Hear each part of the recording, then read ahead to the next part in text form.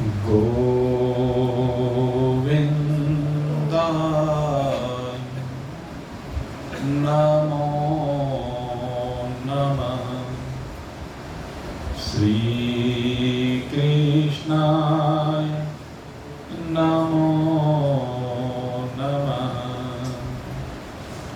नारायणाय नमोस्तुते।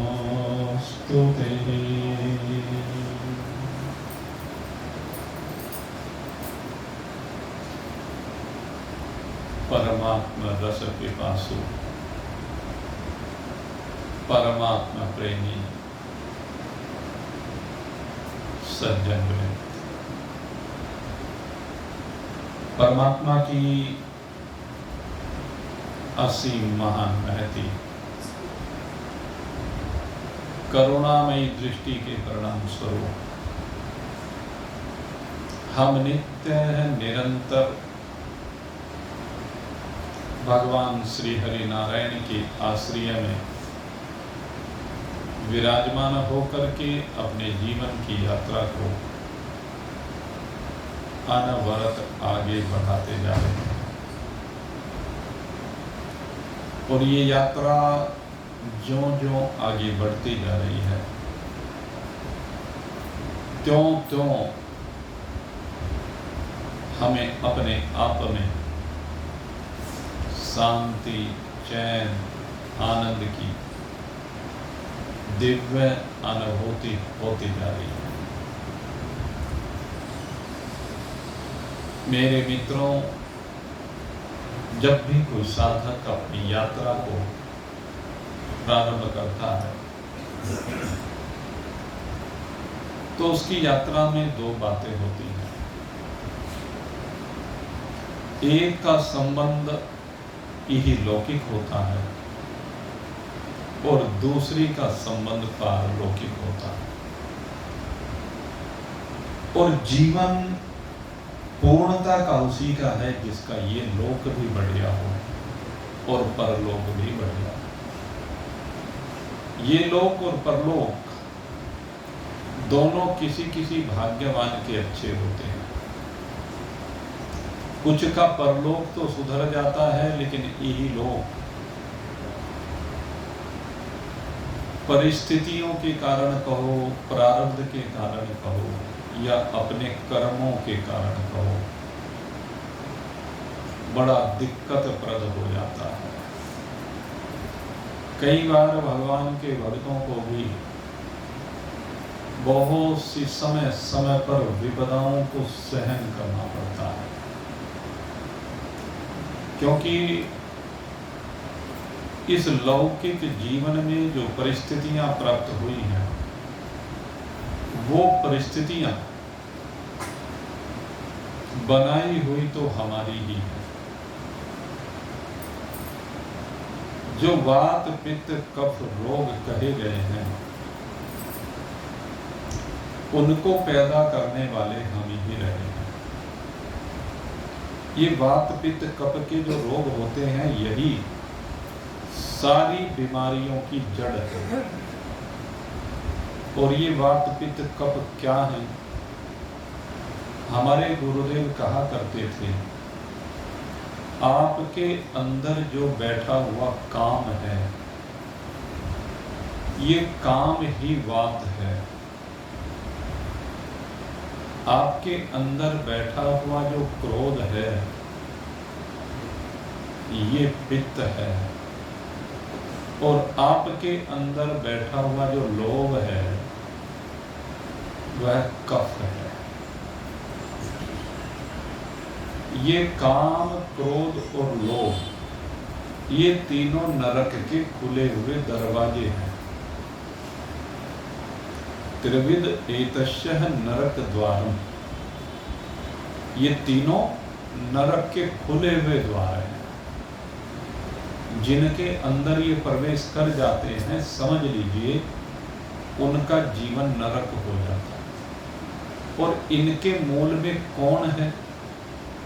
मोह सकल व्याधि न कर मूला, ताते पुनि उपजहि बहु सूना। और इनके जड़ में, मूल में क्या है? हमारा मोह है। मोह चाहे वह संतान के प्रति हो, चाहे वह धन के प्रति हो, चाहे वह मान सम्मान के प्रति हो, पद प्रतिष्ठा के प्रति हो, ये मोह ही समस्त कामनाओं को उत्पन्न करता है। ये जब कामनाओं की पूर्ति नहीं होती है तो उस स्थिति में क्रोध का कारण बन जाता है, और पूर्ति हो जाती है तो लोभ हो जाता है। जो हमारी वासनाएं हैं, चाहते हैं, कामनाएं हैं, इच्छाएं हैं, वे दिन पर दिन बढ़ना, इसको तृष्णा कहते हैं, स्पृहा कहते हैं। और जब उनको बढ़ाने की बात होती तो इसी को लोभ कहा जाता है। तो ये सारे के सारे मोह के कारण आते हैं, और ये मोह समस्त अनर्थों का मूल है। इसलिए महान पुरुषों ने कहा है कि भाई इस मोह का त्याग करो। मोह का त्याग कैसे हो सकता है? कहते हैं मोह किस में होता है? कहते हैं जिसे अपना मान रखा है। जिसे अपना मान रखा है उसमें मोह होता है। वह चाहे संतान हो, पति पत्नी हो, माँ बाप हो, भाई बंधु कुटुंब कबीला हो, बाल बच्चे, जो भी आप कहें, इन सबको हमने क्या मान रखा है कि ये सब मेरे हैं। इस भ्रम में मत रहे। ये भ्रम है भाई कि ये मेरे हैं, तेरा कोई नहीं। क्योंकि यह तन तूने कर्ज लिया है। क्या है? ये जो तन तेरे पास है, इस तन के ही तो संबंधी हैं ये सब। सारे तेरे तन के संबंधी हैं, मन के भी नहीं है। तेरे मन के संबंधी तो हम तब माने जब तेरे मन के अनुसार वो चले। मन के अनुसार चल के नहीं देते। गुरु के पास बैठने वाले शिष्य, गुरु से सब कुछ सीखने वाले शिष्य, और बार बार गुरुजी करने वाले शिष्य कि जी हम तो गुरुजी की बात ही कहते हैं, गुरुजी की बात ही मानते हैं, पर एक नहीं मानते। करना उन्हें वही है जो अपने जी में है। मैं आपको ये हकीकत बता रहा हूं। क्यों? मन है, मन सबका डिफरेंट है। हाँ, ये जरूर है कि गुरुजी का सम्मान बहुत करते हैं। बात माने या ना माने, यही बात बेटे की है। ये जो बेटे होते हैं, बेटे बन के आते हैं, जिन्हें हम अपना कहते हैं, सबसे प्रिय कहते हैं, जिसके लिए अपनी सारी संपत्ति लुटा देते हैं। जिसने भी अपने बच्चों के लिए अपनी संपत्तियों को लुटाया है, सारे वृद्ध आश्रम में पड़े। अधिकांश की बातें अपवाद में नहीं कहता, लेकिन जिन्होंने पुत्र मोह में आकर के अपनी संपत्ति को लुटाया है, अधिकांश वृद्ध आश्रमों में पड़े हैं या घर पर जब उनकी दशा हो रही है उसका वर्णन नहीं किया जा सकता। घर पर पड़े हैं तो उनकी जिंदगी कुत्तों की तरह है। टुकड़ा डाल दिया तो खा लिया, और नहीं तो भूखे रहो। ये जिंदगी हो गई है। किसके कारण हुई है जिंदगी? मोह के कारण। अगर यदि अपनी गांठ में माल रखो,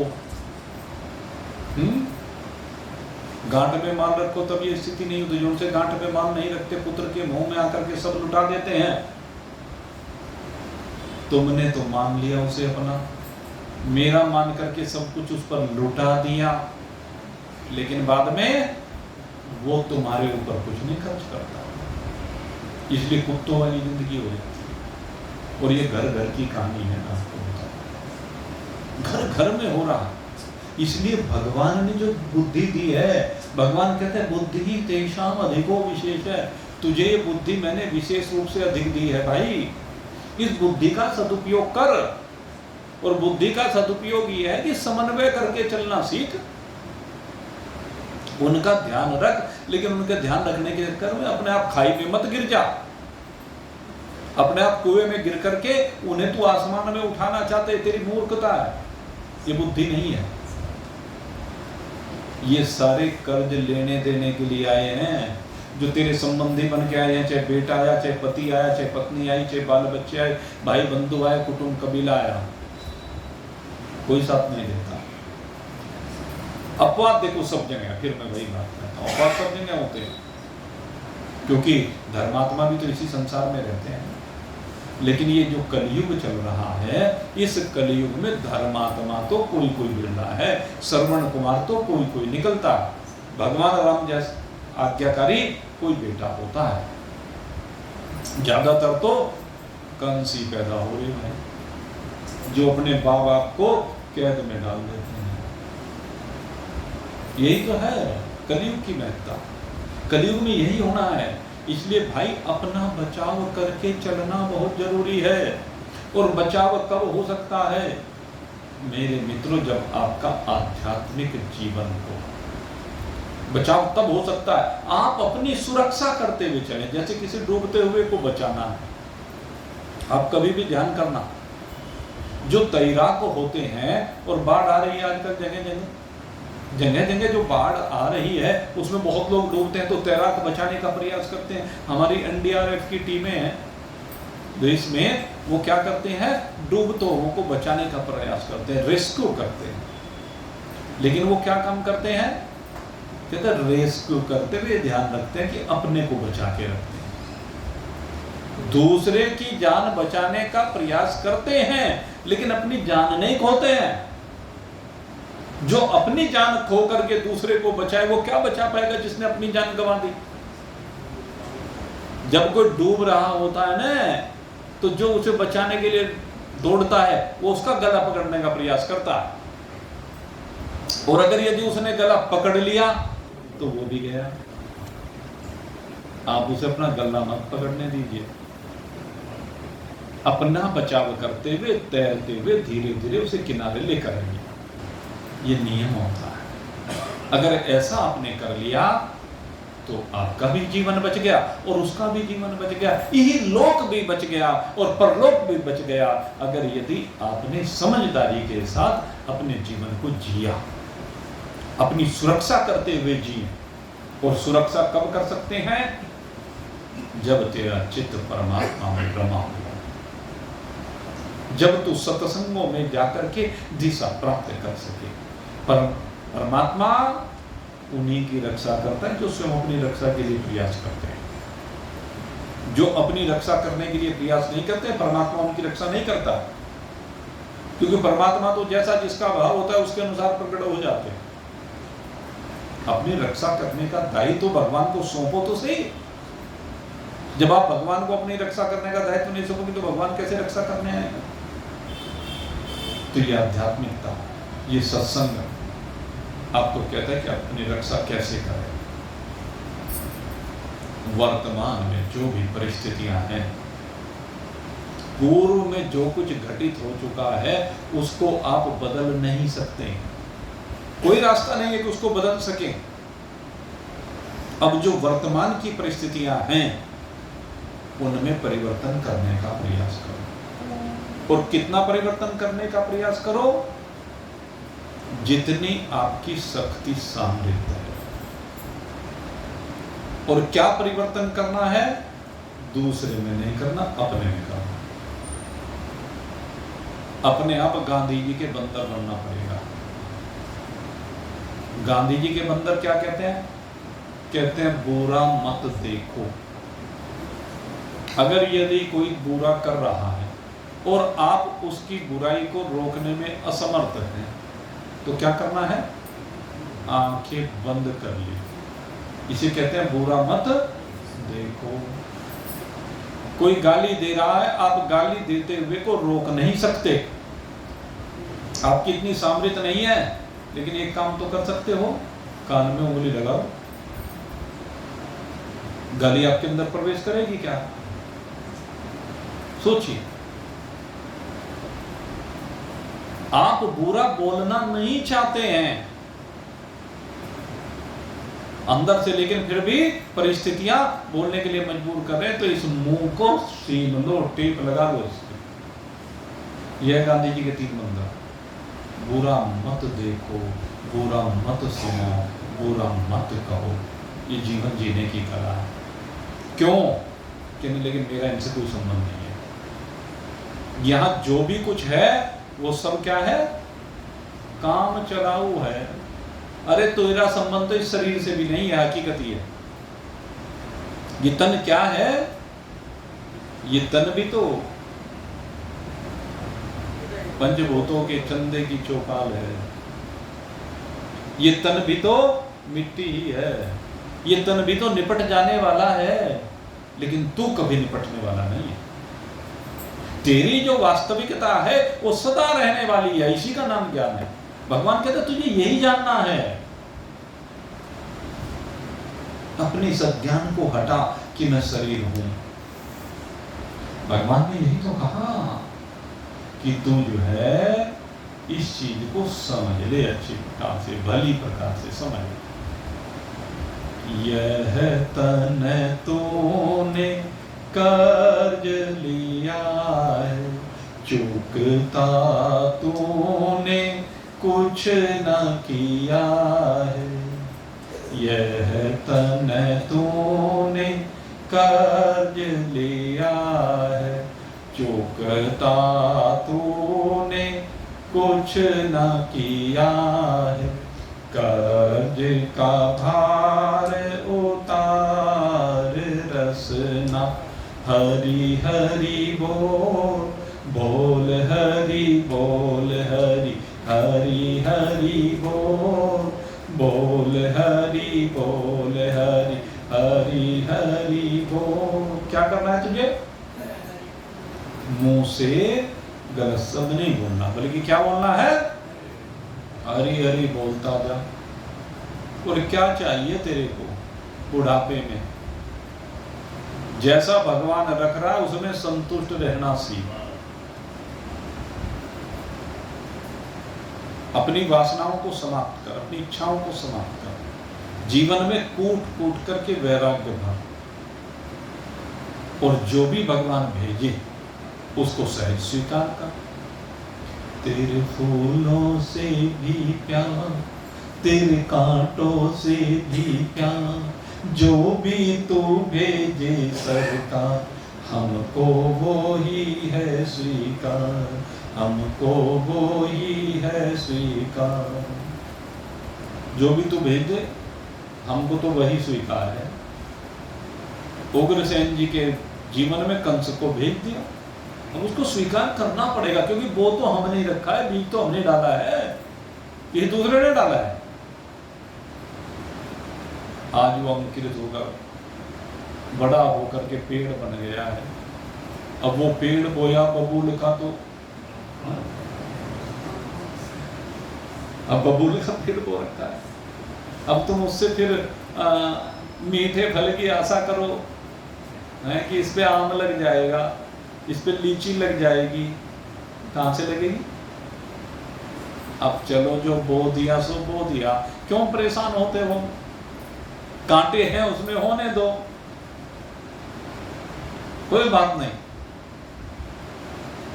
कांटे क्या भगवान को नहीं चुभे? सीता माता को नहीं चुभे? द्रौपदी को नहीं चुभे? सोच के देखें, किसको कांटे नहीं चुभोए गए, किसको नहीं चुभे? लेकिन उन्होंने हंसते हंसते उन कांटों की चुभन को सहन किया, हंसते हंसते जिए हैं। रोने से कुछ बदलने वाला नहीं है। अगर हम रोते ही रहें, क्योंकि संसार का काम, हमने तो लोगों को देखा जिनके बढ़िया काम चल रहे हैं, उनसे भी कोई पूछ रहा कि क्या बताएं, बस 2 रोटी मुश्किल से निकल रही है, पता नहीं, मंदा चल रहा। मैं आपको सही बताता हूं, एक होलसेलर जब भी रिटेलर के पास जाता है, जब उसे माल खरीदना होता है थोक वाले के पास आता है, खूब माल खरीद के लेके जाता है, और जब वो होलसेल वाला पेमेंट लेने के लिए उसके पास जाता है, अजी क्या बताएं लाला जी, काम ही नहीं चल रहा, सारी जिंदगी रोता ही रहता है। अरे जब तेरा काम नहीं चल रहा तो इतना माल लेके क्यों आया? आप किसी से जाके देख लेना, किस्ते सी बांध देता है, चुपके से निकाल के लाता है कहीं से फटे फटे नोट। एक बहुत बड़ी बीमारी बताता हूं मैं आपको, जो पेमेंट करने वाला है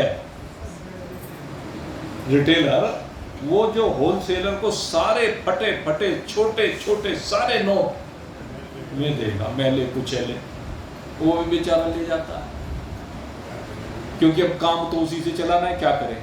अब ना उसको कुछ कह सकता, जिसकी दुकान पे लाइन लग के माल बिकता है वो भी कहता है सेठ जी काम नहीं चल रहा, बंदा चल रहा।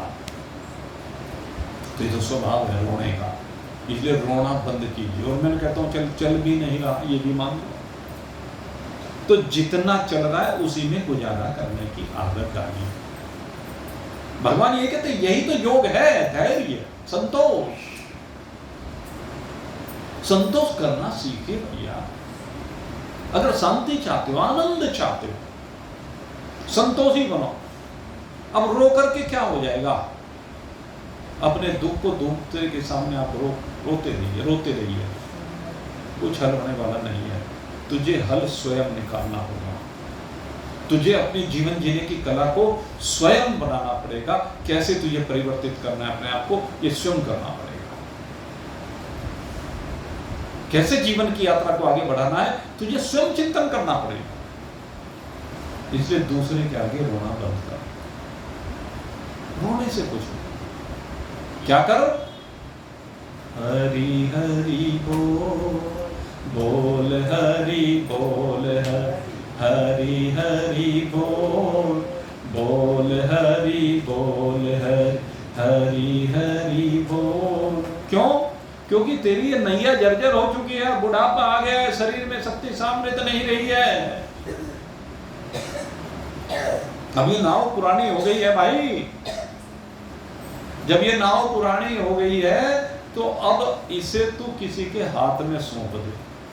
जिनको तू अपना समझते थे उनके हाथ में तो सौंप के देख ली, उससे कुछ हल नहीं हुआ। हल किससे होगा?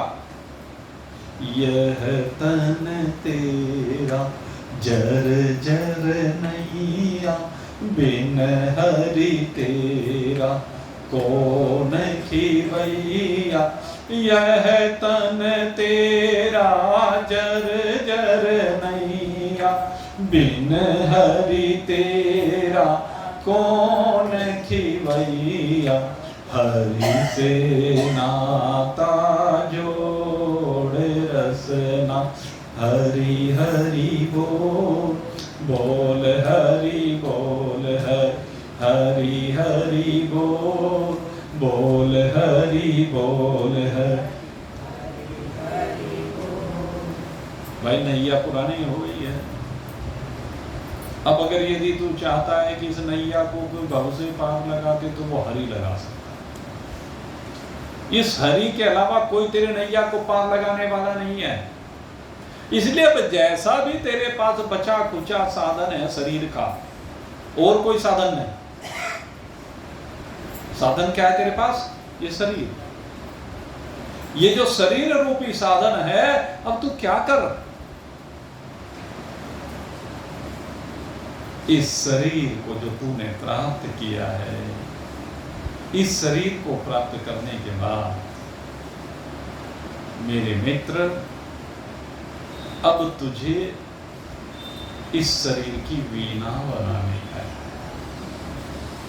अगर तूने इस शरीर की वीणा बना ली ना, तो तेरा जीवन आनंदमय हो जाएगा।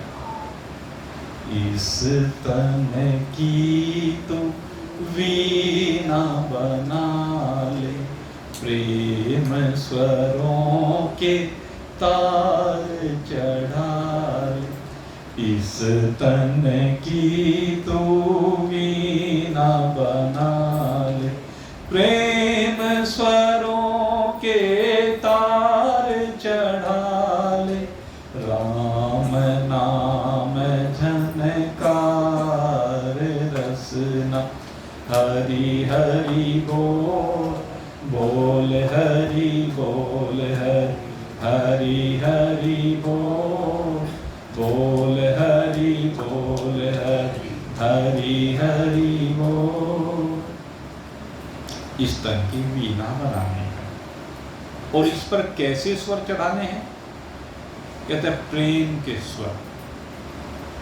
दूसरा तेरे से प्रेम नहीं करता है, ना करने दे, तू कर। दूसरा तेरे से प्रेम के बोल नहीं बोलता, तू बोल। दूसरा तेरे ऊपर क्रोध करता है लेकिन तो फिर भी फूल बरसा। एक बार क्या हुआ, दो पड़ोसी थे, आपस में दोनों पड़ोसी रहा करते थे साथ साथ। अब क्या हुआ कि भगवान की कृपा हुई एक पड़ोसी के ऊपर और उसका काम बहुत बढ़िया चल गया। और जब उसका काम बहुत बढ़िया चला तो होते होते भाई, जब काम बढ़िया चल जाता है तो घर में चमक अलग दिखने लगती है। अब वो घर में चमक दिखने लगी, व्यापार में चमक दिखने लगी। धीरे धीरे उसने एक बाग खरीद लिया। अब वो जो पड़ोसी था दूसरा, अब वो वहीं का वहीं, अब जो वहीं का वहीं पड़ा हुआ है, वो उसको देख देख करके जलने लगा कि ये मेरे जैसा ही तो था कल, आज पता नहीं इसके पास कहाँ से वो उससे मेहनत नहीं दिखाई दे रही, उसका प्रारब्ध नहीं दिखाई दे रहा, उसकी भगवान की उपासना दिखाई नहीं दे रही, उसकी प्रगति से जलीस होने लगे। अब कहता तो कुछ है नहीं, और वो पड़ोसी कभी उसने कुछ कहा नहीं उसे। कोई पड़ोसी के अगर प्रगति कर रहा है तो उसका लाभ तो हो सकता है, हानि नहीं हो सकती। अगर हमारा पड़ोसी प्रगति करता है कम से कम दहेगा तो नहीं, सहयोग ही कर सकता है कभी। लेकिन देख देख करके जलना एडा, ये तो है। ये जो दूसरे को देख करके हमारे मन में ईर्ष्या होती है, उससे द्वेष होता है। और उस द्वेष का परिणाम क्या हुआ, मन ही मन में उस पे बस कोड़ता रहता, पता नहीं कहां से धन भरा जा रहा है, कहां से ऐसा हो रहा है, और उसको पता नहीं मन ही मन कितनी गालियां देता है, जिसने उसको कुछ बिगाड़ा नहीं। लेकिन इंसानी स्वभाव में ये आसुरी प्रकृति है। अब होते होते एक दिन उसके मन में इतना बुरा भाव आया कि सुबह सुबह घर का जितना कूड़ा कचरा इकट्ठा हो रहा था, उसको एक बाल्टी में, जो कूड़ादान होता है, रोज तो कूड़े पे डाल के आता था, आज उसने क्या काम किया, उस बाल्टी को ले जाके उस पड़ोसी के घर के बाहर आगे रख। अब खैर कोई बात नहीं, अब पड़ोसी उठा, उसने उठ करके देखा, सुबह ही दरवाजा खोला, देखा वो बाहर कूड़े की बाल्टी रखी हुई है। वो समझ ये पड़ोसी का ही काम है, कुछ नहीं। ध्यान रखना इस बात। उसने अपने पड़ोसी को एक शब्द नहीं कहा। अगर यदि दूसरा कोई होता, हो गया था झगड़ा। यहाँ तो इस बात के ऊपर झगड़ा हो जाता है कि झाड़ू लगा रहे तो वो जरा सा कूड़ा अगर झाड़ू लगाते परले की तरफ चला गया तो पड़ोसी झगड़ पड़े। पानी छिड़क रहे हैं तो जरा पानी का छींटा उधर चला गया तो उसके ऊपर लड़ जाए पड़ोसी। आप अपनी दीवार में, अपनी साइड में एक कील भी ठोकने लगे तो पड़ोसी लड़ने आएगा कि मेरी तरफ ठुक ठुक हो रही है, कहीं मेरा प्लास्टर न गिर जाए। अरे जब दोनों की दीवार मिली हुई है, अब इधर ठुक ठुक होगी तो उधर आवाज तो जाएगी भाई, है? वो तो स्वाभाविक है जब तो पड़ोस में है। लेकिन उसने ऐसा नहीं किया। उसने क्या किया, वो जो कूड़े की बाल्टी थी उसने उसको उठाया और उठा करके जहां कूड़ा गिरा करता था उस कूड़ेदान में ले जा करके उस बाल्टी को, कूड़े को डाल दिया। बाल्टी वापस लिया, बाल्टी नहीं डाल के, बाल्टी को वापस लिया। और बाल्टी को ला करके जैसे अपने घर के कूड़ेदान की मान डाल के आता था कूड़े को, तो उसके बाद बाल्टी को ला करके सब साफ करते हैं और साफ करने के बाद फिर से उसमें कूड़ा भरना शुरू कर देते हैं। लेकिन उसने ऐसा नहीं किया, ला करके बाल्टी को बड़ी प्रकार से साफ किया, धो मांज करके खूब बढ़िया तरह से उसकी गंदगी साफ की। और उस गंदगी को साफ करने के बाद उसने क्या किया, कहते आज बाग में गया और बाग में से ताजे ताजे बढ़िया फल चुन चुन करके लेकर के आया और लिया, उन फलों से उस बाल्टी को भरा और बाल्टी को भर करके अब रात भर प्रतीक्षा की। आज जब पड़ोसी सो गया सुबह, उसके उठने से पहले उठा और उठ करके वो बाल्टी उसके घर के बाहर रखा है। जिसने कूड़ा रखा था उसके घर के बाहर फलों की बाल्टी रखाया। अब वो पड़ोसी उठा और उठ करके जैसे ही दरवाजा खोला, देखा बाल्टी सामने रखी हुई है। सोचा कि आज कूड़ा भर के अपना मेरे बाहर आगे रखा है, उसने तो सोचा होगा। लेकिन खैर उसने देखा पर ये तो कूड़े की तो नहीं लग रही बाल्टी, ये तो आज साफ सुथरी लग रही है, क्योंकि धो मांज के साफ करके लाया था। उसने उस बाल्टी को उठा कर, अरे तो वजन सा ज्यादा लग रहा, देखो आखिर क्या ऐसा पत्थर ईंट पत्थर भर लाया क्या। और जैसे उसने खोला, खोल करके देखा, उसमें फल भरे हुए थे। आंखें फटी की फटी रह गई। कहने लगे तू कैसे भावना रखता है, तो इससे कितना द्वेष करता है, और इसका भाव दे, ये किस प्रकार से तेरे लिए समर्पित हो। अपने बाग के जिसके लेकर के तू कोड़ता रहता था, उसके फल तेरे पास लेकर के आया। तो ये प्रेम है मेरे मित्रों, प्रेम के द्वारा ही आप दूसरे को जीत सकते हैं। और मैं कहता हूं प्रेम के द्वारा तुम संसार में किसी को जीत सको या ना जीत सको, कोई बात नहीं। तुम्हें अगर जीतना है तो किसे जीतो, अपने आप को जीतो। और पहले अपने को जीत करके फिर किसे जीतना है, फिर मेरे परमात्मा को जीतना है। इस तन की तू वीणा बना ले, प्रेम स्वरों के तार चढ़ा ले। राम नाम झनकार रसना, हरि हरि बोल, बोल हरि बोल, हरि हरि हरि बोल, बोल हरि बोल, हरि हरि बोल। ना ज्यादा तो थोड़ा कर ले, राम नाम हृदय में धर ले। ना ज्यादा तो थोड़ा कर ले, राम नाम हृदय में धर ले।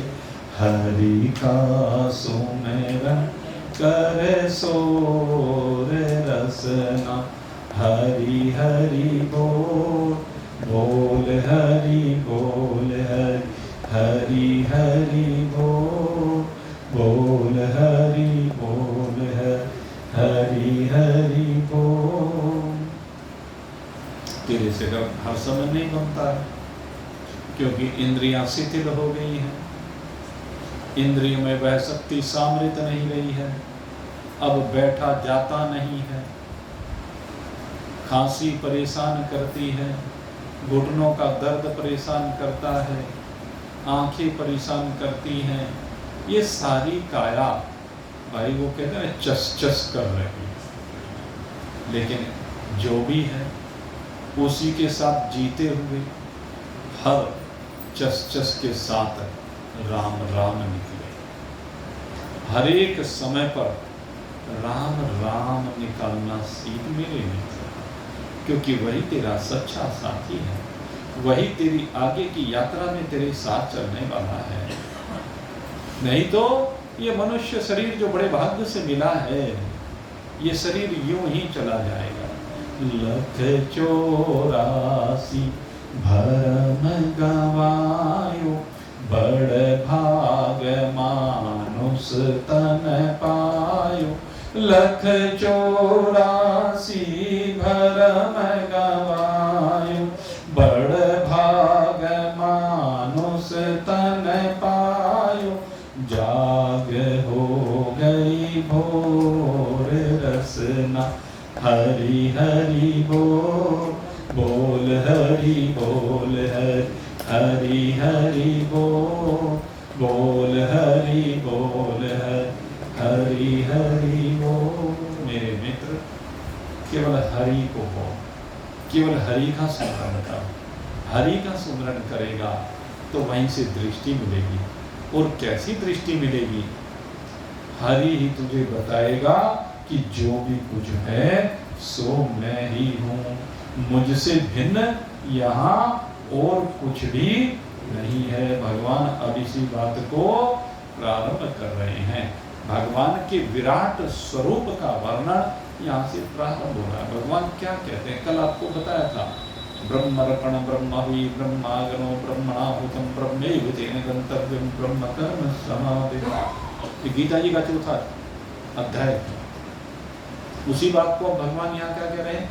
अहम क्रतुर अहम यज्ञ है, स्वधा अहम अहम औषधम, मंत्रो अहम अहमेवाज, अहम अग्निर अहम हुतम, पिता अहमस्य जगतो माता धाता पितामह, वेद्यं पवित्रमोंकारः ऋक्साम यजुरेव च, गतिर्भरतः प्रभु साक्षी निवासः शरणं सुव्रतः, प्रभवः प्रलयस्थानं निधानं बीजमव्ययम्। ये 3 मंत्रों में भगवान ने हमें कुछ विषयों के ऊपर प्रकाश डाला है और प्रकाश डालते हुए कहा कि सब कुछ मैं ही हूं। सबसे पहले 3 बातों को लिया, अहम क्रतुर, अहम यज्ञ, स्वधा अहम। 3 क्रियाएं हैं। इन तीनों को समझने के बाद जो भी हम शुभ अनुष्ठान करते हैं यज्ञ आदि, ये उनको लेकर कहते हैं 3 प्रकार की विधियां, 3 प्रकार की पूजाएं हमारे यहाँ होती है। कहते हैं एक तो होती है वैदिक रीति से। जब हम वैदिक रीति से करते हैं तो ये क्रियाएं क्रतु कहलाती हैं। वैदिक जितनी क्रियाएं हैं वो क्रतु कहलाती हैं। एक है हमारे यहाँ पौराणिक रीति, जिसको स्मार्त कर्म भी कहा जाता है। और ये जितनी भी पौराणिक क्रियाएं होती हैं इनको यज्ञ कहा जाता है। जितने भी प्रकार के यज्ञ होते हैं, चौथे अध्याय में उसके ऊपर वो विशेष प्रकाश डाला गया, तीसरे में भी डाला था। तो वो यज्ञ कहलाते हैं पौराणिक विधि, जो हमारे पुराणों के अनुसार है, जिसमें 5 देवताओं को माना गया है भगवान के रूप में। भगवान नारायण, माँ भगवती, भगवान भोलेनाथ, गणपति बाबा और सूर्य नारायण। इन 5 को भगवान मानने वाले स्मार्त कहलाते हैं। और उनके निमित्त जो कर्म किए जाते हैं वो यज्ञ कहलाते हैं। उसमें अग्नि में आहुति देने वाला यज्ञ भी है, उसमें किसी की सेवा करने वाला यज्ञ भी है, उसमें जिस प्रकार से भी आप परोपकार करते हैं, उसमें अगर यदि कोई पुत्र निकल जाए आज्ञाकारी, जिसे सुपुत्र कहा जाता है, ये सुपुत्र भी भाई कोई बिरला ही निकलता है। हम सुपुत्र किसे कहेंगे? सुपुत्र या सुपोत्र किसे कहते हैं? और कुछ करे या ना करे, लेकिन कम से कम एक नियम जरूर बना दे। सुपुत्र प्रतिदिन जब रात्रि में ये देखे कि अब पिताजी, हमारे बाबा जी, हमारी सास, हमारे ससुर, बहुओं के लिए भी है कि ये अब बिस्तर पर लेट रहे हैं तो उनके पास जाए, उनके चरणों में बैठे और धीरे धीरे बैठ करके उनके चरणों की सेवा करने प्रारंभ करते हैं। मेरे मित्रों, धन से किसी को जीता नहीं जा सकता, लेकिन इस सेवा से अच्छों को जीता जाता है।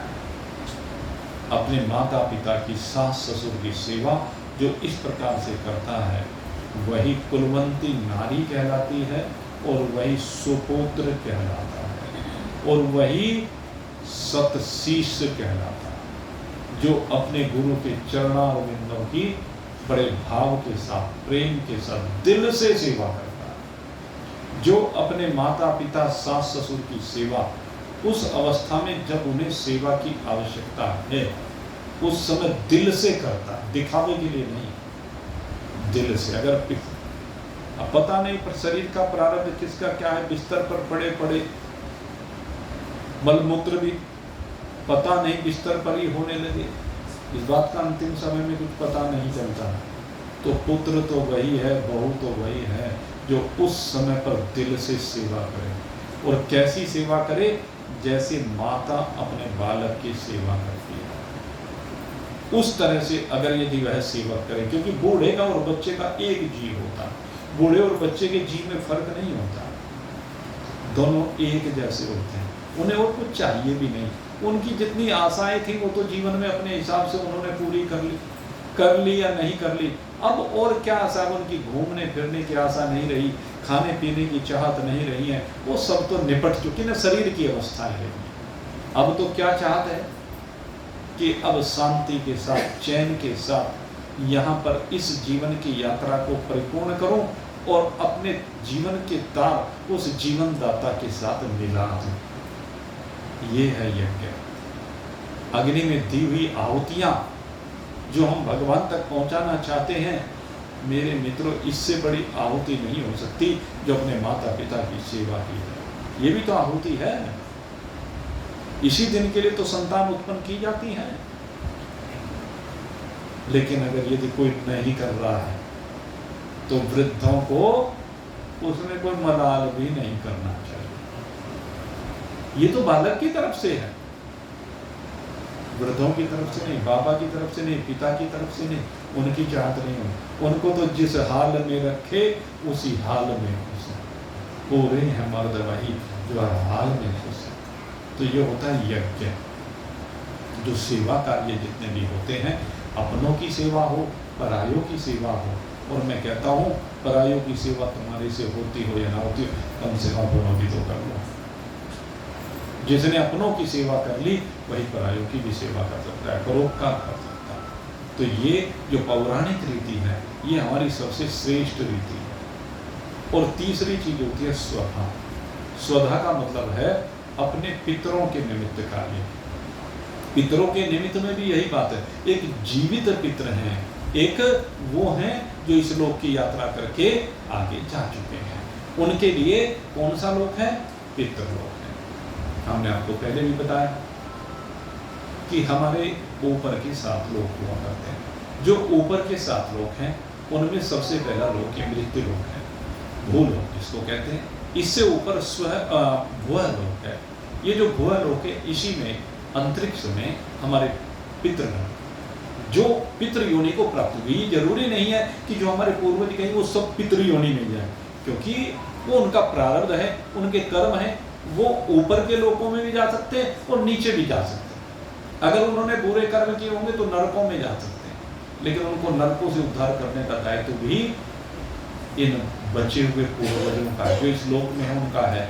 उनके लिए क्या करें? उनके निमित्त भागवत कथाएं करें, उनके निमित्त जो भी शुभ कार्य है हमारे शास्त्रों में वर्णित है वो कराएं। एक कार्य ये होता है। और जो पितृ हमारे पितृलोक में चले गए, उनकी तृप्ति के लिए श्राद्ध आदि करें, तर्पण आदि करें। जो जो समय आपको अनेक बार हमने बताया है, उन समयों पर उनको तृप्त करें, उससे पितृ तृप्त होते हैं। अपने पितरों के लिए किए जाने वाले कार्यों को स्वधा कहा जाता है। तो ये 3 प्रकार के कर्म होते हैं। एक क्रतु जो वैदिक रीति से किए जाते हैं, एक यज्ञ जो पौराणिक रीति से किए जाते हैं, और एक स्वधा जो पितरों के निमित्त होते हैं। तो अब इन तीनों के बारे में भगवान चर्चा प्रारंभ कर रहे हैं और इन सब की चर्चा प्रारंभ करते हुए करें कि ये सब मैं ही हूं। अहम क्रतुर, अहम यज्ञ है, स्वधा है, और ये सब भगवान ही किस प्रकार से हैं, ये विराट को भगवान में सब किस प्रकार से हैं, इस चर्चा को आज प्रारंभ किया। कल फिर इस चर्चा को आपके सम्मुख आगे बढ़ाएंगे। आप सभी के लिए बहुत बहुत शुभकामना करते हुए अब यहीं पर आज के सत्संग को विश्राम दे रहे हैं। और भाई जैसे कि आपको मालूम है, आज हमारे द्वादशी का माता अन्नपूर्णा का भंडारा वो दिन में भी हुआ है और अब यहाँ पर भी उसका प्रसाद लगेगा। बोलिए सच्चिदानंद भगवान की।